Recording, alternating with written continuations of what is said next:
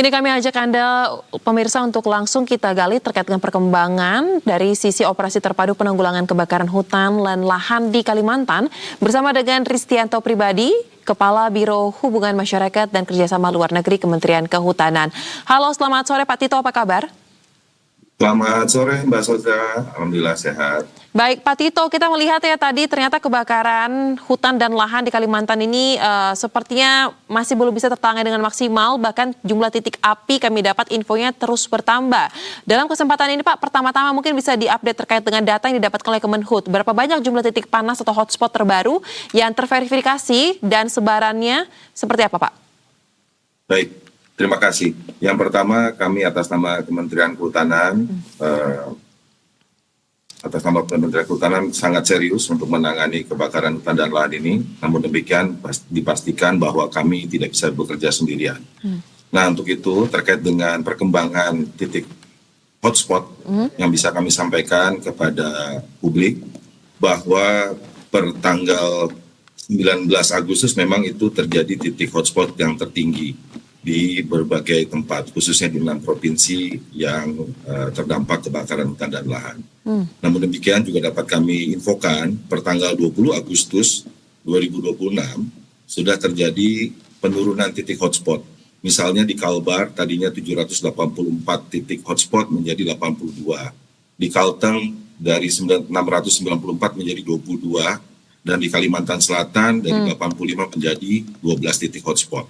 Dan ini alhamdulillah pantauan kami terakhir berdasarkan sistem SIPONGI, sistem pengendalian kebakaran hutan lahan yang kami miliki dengan tingkat keakurasian data tinggi, titik hotspot yang terpantau hingga pukul 17.05 sore hari ini untuk di Kalbar tersisa 7 titik hotspot, Kalimantan Tengah 20 titik hotspot dan 3 titik hotspot di Kalimantan Selatan. Sementara itu perkembangan titik hotspot dari yang bisa kami sampaikan Mbak Soja. Baik, nah selain data yang tadi Anda katakan ada 7 dan juga 23 dan ada tadi beberapa lagi ya Pak ya. Untuk titik-titik yang sudah berhasil dipadamkan, apakah ini artinya sudah benar-benar aman atau justru masih tetap dalam pemantauan? Karena kan penyebabnya disebutkan karena kemarau El Nino ya Pak ya, yang sangat panas, sangat tinggi, dan belum lagi tadi kami mendapatkan laporan dari rekan di lapangan, proses pemadamannya saja sangat sulit karena ada kondisi angin dan air yang menjadi kendala signifikan.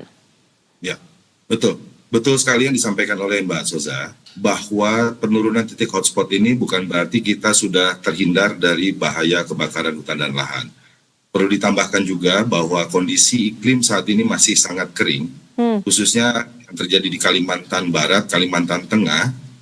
Kondisi lapangannya adalah berupa lahan gambut, di mana di dalam gambut itu ketika kondisinya sangat kering, sangat berpotensi muncul titik-titik api yang baru kembali. Nah, sehingga teman-teman kami, regu kerja kami tentunya dengan para pihak dari BNPB, BPBD, TNI Polri, masyarakat, serta relawan, pada saat ini memastikan bahwa api yang sudah padam itu dilakukan secara kontinu untuk melakukan proses pendinginan. Dan kembali tadi juga sudah disampaikan bahwa kita mengalami kendala di lapangan terkait dengan sumber air, maka dari itu kami juga bersama para pihak telah melakukan pembuatan sumur bor untuk memberikan suplai air yang lebih baik untuk di lapangan. Terima kasih. Baik, nah kemudian Pak, kita berbicara juga terkait dengan data yang dimiliki oleh Kementerian Kehutanan ya. Dari jumlah hektar lahan dan ini hutan yang terbakar, kan kalau tidak salah, koreksi jika salah ya Pak ya, lebih dari 33.800 hektar lahan yang terbakar. Nah, berapa banyak sebenarnya luasan lahan ini yang berada dalam area konsesi Pak? Ya. Hingga saat ini kami dari kementerian masih memverifikasi data yang terjadi baik itu di lahan konsesi, kemudian di lahan di luar kawasan hutan, dan tentunya di tipologi areal yang lainnya. Nah, kami dari Kementerian Kehutanan sangat berhati-hati untuk melakukan verifikasi ini, tentunya akan ditindaklanjuti dengan penanganan secara serius sesuai ketentuan peraturan perundangan. Dan kami akan verifikasi apakah ada bentuk kesengajaan, kelalaian, atau hal yang lainnya. Sementara itu Mbak. Baik, berapa lama Pak kira-kira proses verifikasi ini akan dilakukan sehingga hasilnya bisa diketahui publik? Tentunya publik sangat menantikan terkait dengan bagaimana transparansi dari penegakan hukum atas kesalahan ataupun pelanggaran yang dilakukan ini Pak. Ya, terima kasih. Jadi proses tentunya kita tidak bisa memastikan untuk seluruhnya itu selesai akan berapa lama. Namun demikian, kami juga bekerja berkoordinasi dengan Komisi 4 DPR RI, bahwa dalam waktu dekat juga kami akan melaporkan kepada Komisi 4 DPR RI temuan-temuan kami di lapangan di areal mana saja yang terkait dengan konsesi atau tipologi areal yang lainnya. Baik, nah untuk sanksi Pak, seperti apa urutan sanksi yang akan dikenakan jika memang terbukti ada pihak-pihak yang memang melakukan pelanggaran terkait dengan hal ini? Ya, tentunya terkait dengan sanksi kita harus melihat dulu apa pelanggaran yang dilakukan. Apakah ada unsur kesengajaan atau tidak. Dan tentunya semua sudah diatur melalui peraturan perundangan, bahkan bisa kita lakukan tuntutan pidana. Dan juga denda administratif juga ada terkait dengan bisa kita lakukan dengan pencabutan izin yang berlaku. Baik, untuk sanksi pidana apakah juga ada Pak? Ya, tentunya terkait dengan sanksi pidana sangat terbuka kemungkinan. Namun demikian kembali lagi sebagaimana saya sampaikan, tergantung kita harus lihat dulu case yang terjadi, pelanggaran yang terjadi dilakukan oleh para pemegang izin tersebut. Baik, pemerintah kan saat ini tengah melakukan operasi terpadu ya Pak untuk penanganan karhutla di Kalimantan. Nah, pertanyaan saya kemudian dari perspektif ataupun info yang didapatkan oleh Kementerian Kehutanan, seperti apa sinergi dari lintas sektor termasuk dengan pihak swasta untuk menangani persoalan ini, update ya?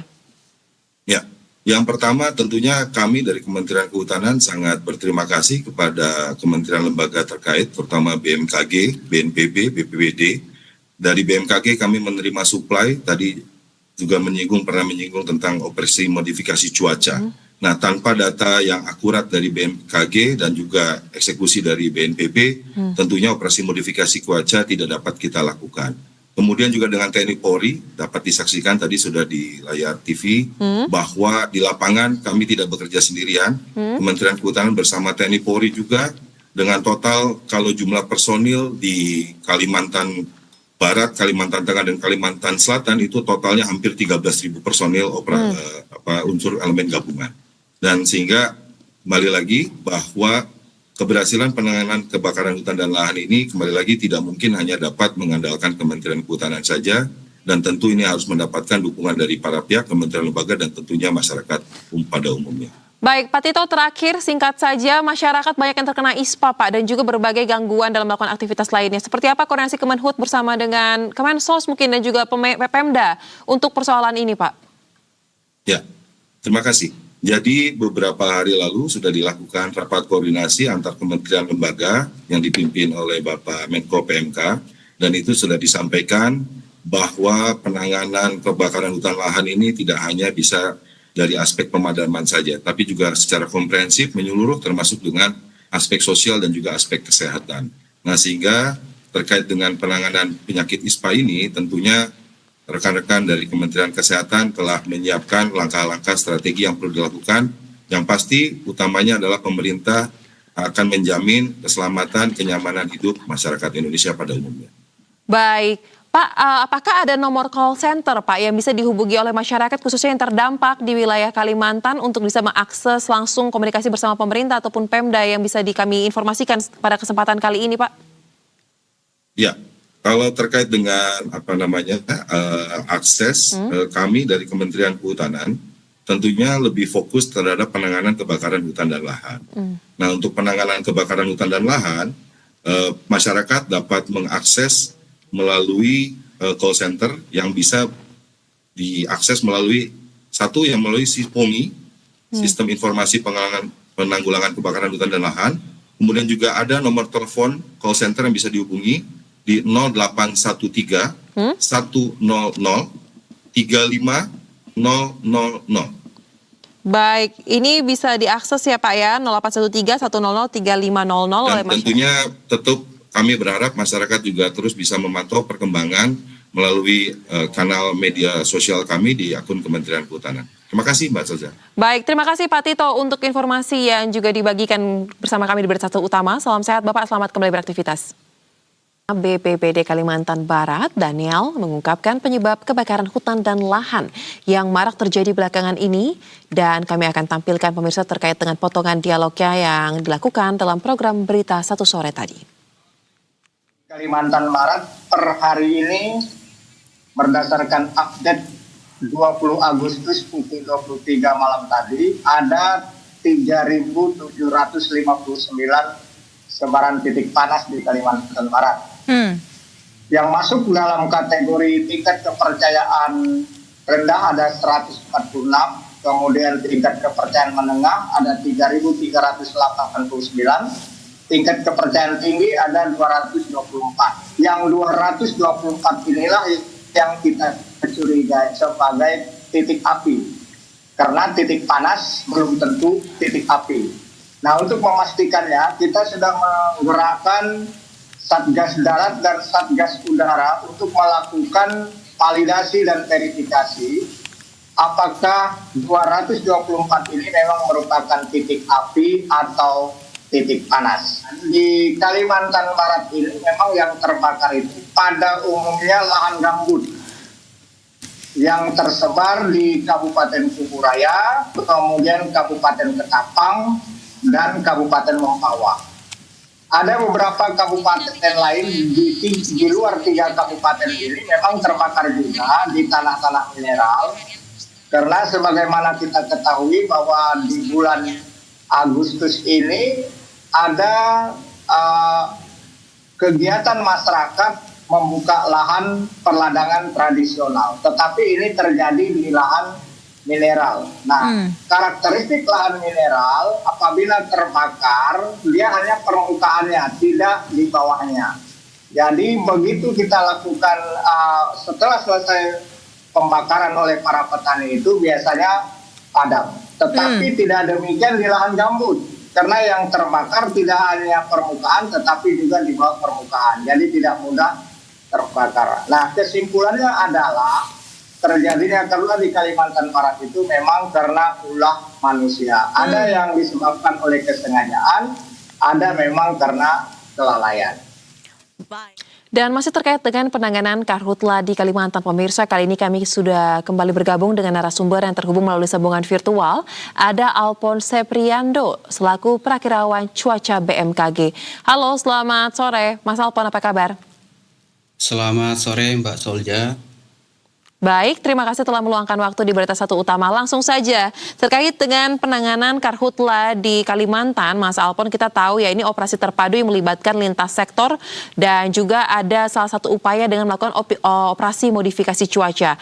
Pertanyaannya, Mas Alphonse, bagaimana sebenarnya efektivitas dari operasi modifikasi cuaca ini di tengah atmosfer Kalimantan yang diketahui saat ini informasi sangat kering akibat El Nino yang kuat? Ya Mbak Solja, untuk operasi modifikasi cuaca ini tidak serta-merta menciptakan awan dari atmosfer, dari yang benar-benar kering kondisi saat ini, tetapi dengan cara mengoptimalkan awan potensial yang memang sudah terbentuk secara alami. Saat El Nino seperti ini, El Nino kuat, saat ini peluang terbentuknya awan memang lebih sedikit dibandingkan pelaksanaan modifikasi cuaca pada umumnya, sehingga sangat bergantung pada periode pertumbuhan awan itu sendiri. Oleh karena itu BMKG terus memantau perakiraan cuaca, kemudian cek kelembaban atmosfer, kemudian pertumbuhan awan, serta citra satelit dan radar untuk menentukan waktu dan lokasi penyemaian yang paling memungkinkan. Jadi jika awan potensial tidak tersedia, operasi modifikasi cuaca ini tentunya tidak dilaksanakan. Penanganan tentunya akan melalui pencegahan ataupun serta pemadaman melalui jalur darat yang lebih utama.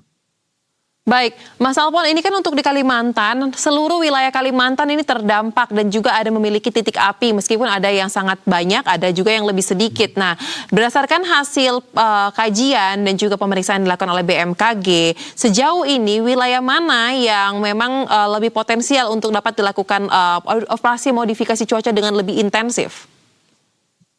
Ya, memang khusus untuk hari ini memang sebagian besar di wilayah Kalimantan ya secara umum gitu bisa dikatakan lebih dari 90% ini tidak berpotensi untuk pertumbuhan awan yang dapat menimbulkan hujan. Namun kalau kita lihat secara area-area kecil seperti di Kalimantan Barat sebagian kecil, kemudian juga Kalimantan Tengah di bagian utara, itu terdapat awan yang potensial terjadinya hujan. Namun untuk konteks karhutla ini memang perlu disesuaikan antara posisi awan dengan potensi daerah yang terdapat kebakaran ataupun memang memerlukan pembasahan. Jadi memang areanya sangat kecil sekali untuk hari ini. Baik, dan sejauh ini sudah ada berapa kali cycle atau siklus operasi OMC yang dilakukan?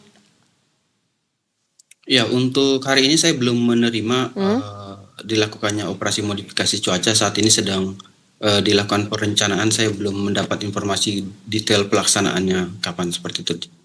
Baik, nah kemudian untuk kendala, pasti kan dalam melakukan operasi modifikasi cuaca di tengah situasi seperti ini ada kendala-kendala yang dialami. Nah, boleh dispesifik terkait dengan kendala utama yang dihadapi oleh tim gabungan, khususnya mungkin dari BMKG seperti apa? Karena kami juga mencatat tadi untuk pemadaman api ada 2 kendala setidaknya, persoalan air dan juga angin yang sangat kencang dan sering berubah arah. Ya, untuk dari sisi BMKG, operasi modifikasi cuaca yang paling utama menjadi tantangan saat ini adalah terkait dengan kandungan uap air yang sangat kecil untuk potensi hari ini dan beberapa hari terakhir ini menjadi kendala utama. Jadi awan-awan yang berpotensi untuk dilakukan penyemayan ini sangat minim sekali. Baik, kemudian untuk kabut asap, apakah ini juga menjadi kendala bagi operasi ini atau justru tidak? Ya, karena saat ini belum dilaksanakan, berdasarkan data terakhir memang beberapa minggu lalu kita telah melaksanakan operasi modifikasi cuaca di wilayah Kalimantan Tengah. Kemudian saat ini sedang dilakukan pembaruan, sudah dilakukan beberapa kali dan hasilnya cukup baik. Tetapi untuk beberapa hari terakhir memang bisa dikatakan kendala terbesar memang ada di jumlah uap air ataupun yang berpotensi menjadi hujan itu sangat rendah sekali. Baik, nah kami akan geser sedikit selain operasi modifikasi cuaca juga ingin mempertanyakan terkait dengan kondisi asap yang kian tebal nih Mas Alpon. Aktivitas penerbangan di sejumlah bandara disebut terganggu, jarak pandangnya sangat pendek. Nah apakah ini memang akan berlangsung kalau dilihat dengan kondisi hari ini ya, apalagi tadi Anda mengatakan untuk penyemayan awan sepertinya agak sulit untuk bisa dilakukan dengan lebih cepat, ini juga akan berlangsung lebih lama dan apakah ini memang tidak ada solusi untuk memastikan aktivitas penerbangan bisa tetap kembali berjalan dalam jangka waktu dekat dengan normal? Ya, untuk aktivitas penerbangan saya mendapatkan laporan bahwa beberapa bandara tempat terjadi delay ya, jadi tidak sampai cancel tetapi delay. Utamanya adalah di pagi hari pada saat asap sangat pekat sekali. Seperti yang kita tahu pada saat malam hari kondisi angin itu sangat lemah sehingga partikel-partikel asap yang sebelumnya berada di atas ini menjadi turun di dekat dengan permukaan sehingga menyebabkan jarak pandang menjadi sangat rendah. Bahkan dilaporkan beberapa bandara di Kalimantan Tengah, Kalimantan Barat dan juga Kalimantan Selatan jarak pandang mencapai atau kurang dari 1 kilometer. Ini tentunya bisa saja mengganggu dari aspek transportasi penerbangan. Baik. Kalau begitu, karena kita tahu untuk status tanggap darurat Karhutla di Kalimantan ini diperpanjang ya hingga September 2026, apakah sudah ada kepastian terbaru berapa lama target dari operasi OMC ini akan ditargetkan terus berjalan dan juga memastikan ketersediaan alat-alat pendukung seperti alat penyemainya, garam dan juga anggarannya bagaimana nih Mas Alpon? Ya, terkait dengan pelaksanaan OMC sendiri saat ini memang beberapa bahan itu sudah ready pada dasarnya, kemudian untuk pesawat juga sudah ready. Tentunya kita standby lokasi-lokasi yang memang potensial pertumbuhan awan. Sehingga pada saat kita melakukan operasi modifikasi cuaca, kita pastikan bahwa memang apa yang kita lakukan ini bermanfaat secara langsung untuk proses pembentukan hujan. Jadi kita sangat selektif sekali melaksanakannya. Baik, terakhir Mas Alpon, apa langkah yang paling bisa dilakukan oleh masyarakat yang terdampak di tengah situasi yang ada saat ini? Karena ini sangat mengganggu terkait dengan kondisi kesehatan dan juga aktivitas masyarakat. Baik, untuk masyarakat tentunya kita menghimbau dengan kondisi kualitas udara yang saat ini bisa dikatakan buruk untuk di wilayah Kalimantan Tengah, Kalimantan Selatan, dan sebagian di wilayah Kalimantan Timur. Tentunya untuk mengurangi aktivitas di luar rumah, dan kita juga sudah berkoordinasi dengan berbagai pemerintah daerah bahwa sebagian pemerintah daerah sudah melaksanakan khususnya untuk sekolah adalah melalui PJJ. Ini menurut kami sangat relevan untuk kondisi asap saat ini, utamanya pada saat pagi hari kita lihat bahwa kualitas udara itu bisa dikatakan buruk di wilayah-wilayah seperti tadi saya sebutkan di Kalimantan Tengah, Kalimantan Selatan dan juga Kalimantan Barat.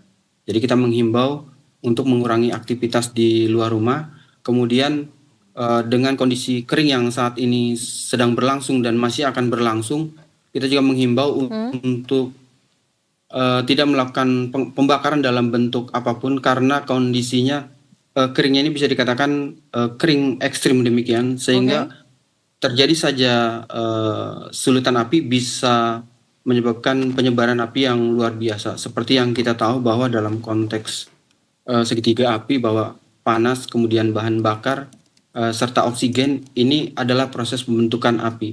Dan di mana untuk aspek dari bahan bakar itu sendiri, artinya untuk daerah-daerah khususnya lahan gambut, saat ini kondisinya adalah kering, sehingga tersulut sedikit saja kebakaran sangat sulit untuk dipadamkan. Baik, informasi dan juga himbauan yang sangat baik dan kita harapkan juga diperhatikan oleh masyarakat. Terima kasih Mas Alphonse Priando untuk analisa yang dibagikan bersama kami di Berita Satu Utama. Salam sehat, selamat kembali beraktivitas. Terima kasih kembali Mbak Solja, selamat sore.